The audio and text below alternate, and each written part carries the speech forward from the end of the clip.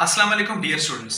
आज की क्लास तसलसल है पिछली क्लास का, यानी आज हम बात करेंगे kinds of elasticity of demand की, यानी तलब की लचक की अकसाम कौन सी हैं। सो बगैर वक्त ज़ाया किए स्टार्ट करते हैं आज हेलो मेरा कैमरा, हेलो एक्सक्यूज मी, ये कहाँ जा रहा है। आज हम बात करने जा रहे हैं इलास्टिसिटी ऑफ डिमांड की टाइप्स की।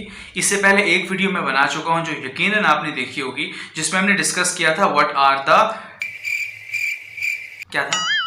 What are the degrees of elasticity of demand। आज हम बात करने जा रहे हैं kinds of elasticity of demand की, यानी तलब की लचक की अकसाम। ये बुनियादी तौर पर तीन हैं और हम बारी बारी इन तीनों को एक्सप्लेन करेंगे। तो बगैर वक्त ज़ाया किए स्टार्ट करते हैं आज की वीडियो।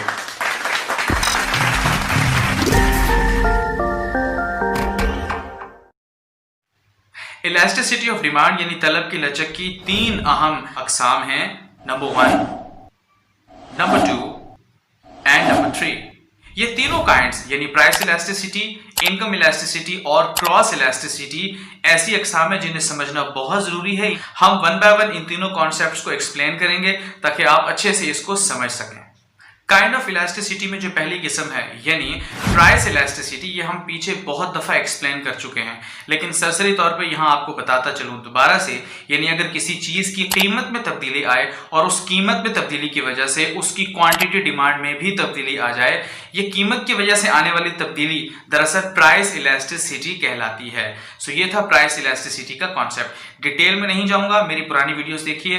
प्राइस इलास्टिसिटी के हवाले से बहुत सारा मवाद पहले ही अपलोड किया जा चुका है। नंबर 2 पे है income elasticity of demand. Income elasticity of demand नाम से जाहिर है, यानी अगर किसी चीज की क्वांटिटी डिमांड में तब्दीली आए, यानी वो इजाफा हो या कमी हो और उसकी वजह हो किसी भी कंज्यूमर की इनकम यानी तनख्वाह, तो आप इस कंडीशन को कहेंगे ये इनकम इलास्टिसिटी ऑफ डिमांड है।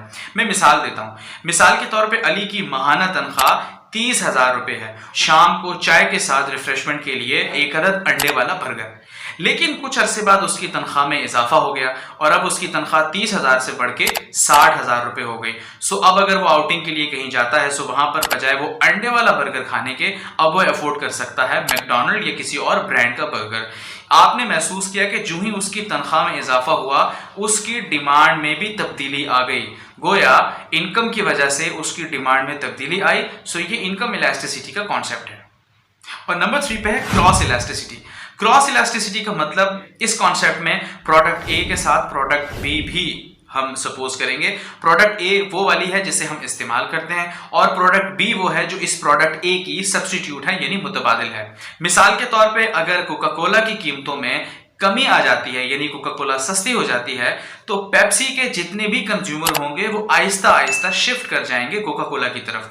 भाई अगर सब्स्टिट्यूट हैं, एक ही क्वालिटी की चीज दो जगह पर मिल रही है, तो कंज्यूमर वहां जाएगा जहां पे वो चीज सस्ती मिल रही है। सो क्रॉस इलास्टिसिटी का मतलब मुतबादिल चीज की कीमत में तब्दीली की वजह से कंज्यूमर की इस्तेमाल की जाने वाली प्रोडक्ट की डिमांड में तब्दीली को क्रॉस इलास्टिसिटी कहा जाता है। मुझे उम्मीद है कि kinds of elasticity of demand के कॉन्सेप्ट आपको बहुत हद तक समझ में आ गए होंगे। मैं आपसे मिलता हूं अगली वीडियोस में। टिल देन, अल्लाह हाफिज।